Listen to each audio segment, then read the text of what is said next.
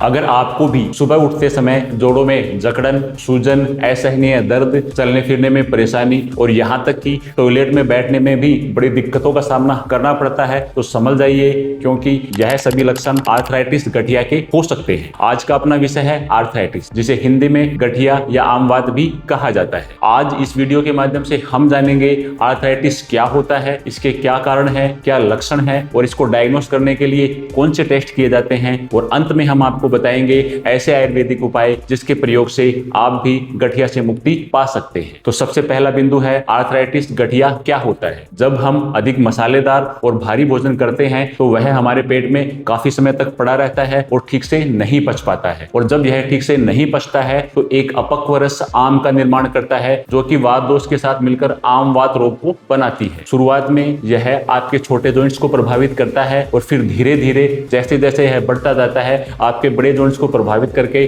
दैनिक जीवन में कार्य करने में बड़ी मुश्किल हो जाती है। दूसरा है आर्थराइटिस के क्या कारण है। सबसे पहला कारण है कमजोर पाचन। दूसरा है fast food, packed food, non veg का अधिक सेवन। पहले खाए हुए खाने के पचे बिना ही अगर हम दोबारा खाना खा लेते हैं तो आम वात रोग बढ़ने की संभावना बढ़ जाती है। चौथा है अधिक तनाव। पांचवा है बिगड़ी हुई दिनचर्या। अब कुछ ऐसे सिम्टम जिनसे हम पता लगा सकें कि हमें आर्थराइटिस होने वाला है या हो गया है, उनमें सबसे पहला है जोड़ों में दर्द, सूजन, जकड़ाहट, बुखार का रहना, पेट खराब होना, कब्ज होना, हमेशा थकान और कमजोरी महसूस होना, चलने फिरने में बड़ी दिक्कतों का सामना करना। तो ये कुछ लक्षण हैं जिनके द्वारा हम पता लगा सकते हैं कि हमें आर्थराइटिस हो गया है या होने वाला है। चौथा बिंदु है इसको डायग्नोस करने के लिए कौन से लैब टेस्ट किए जाते हैं। आर्थराइटिस का लैब टेस्ट करने के लिए आरए फैक्टर टेस्ट करवाया जाता है, जिसे रूमेटॉइड आर्थराइटिस टेस्ट कहा जाता है। अगर आरए टेस्ट की वैल्यू 20 से कम है तो इसे सामान्य माना जाता है, लेकिन जैसे जैसे आरए फैक्टर की वैल्यू 20 से बढ़ती जाती है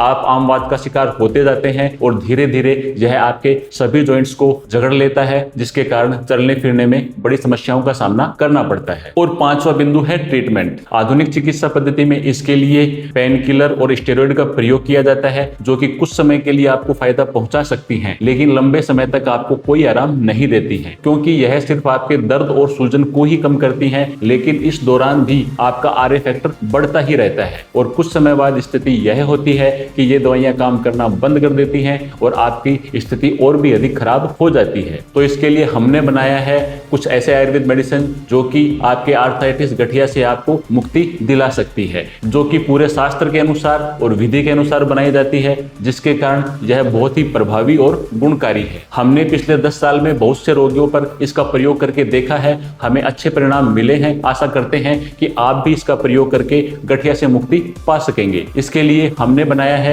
महाराष्ट्रादि काढ़ा, दस्तमूल काढ़ा, महायोग राजगुगल, आरोग्यवर्धिनी वटी, पुनर्नवा मंडूर, वात कुलांतक रस, अश्वगंधा चूर्ण, आयरन तेल आदि कुछ ऐसी दवाइयों का निर्माण किया है जो कि आर्थराइटिस को हरा सकती हैं। इन सभी दवाइयों का प्रयोग करने से पहले आप अपने नजदीकी आयुर्वेदिक चिकित्सक से सलाह जरूर लें, क्योंकि वही आपको बताएंगे कि कौन सी आयुर्वेद मेडिसिन आपके दोष के अनुसार आपको कितने समय, कब और कैसे लेनी है। अगर आप भी इस बीमारी से पीड़ित हैं तो हमसे संपर्क कर यह किट मंगवा सकते हैं, लेकिन इस किट का प्रयोग करने से पहले आप अपना आरए फैक्टर टेस्ट करवा लीजिए। मान लीजिए अगर आपका आरए फैक्टर 80 और 85 है तो पहले 15 दिन की दवाई मंगवाने के बाद में आप इन दवाइयों का प्रयोग करें और 15 दिन के बाद में दोबारा अपना आरए फैक्टर टेस्ट करवाइए। अगर आपका आरए फैक्टर वैल्यू 80 से घटकर 70-65 आ जाता है तभी आप आगे इसका प्रयोग कीजिए, और 4 से 5 महीने प्रयोग करने पर आप भी इस बीमारी से मुक्ति पा सकते हैं। और इसके अलावा जैसे आप सुबह उठकर हल्का फुल्का व्यायाम कीजिए, योग कीजिए,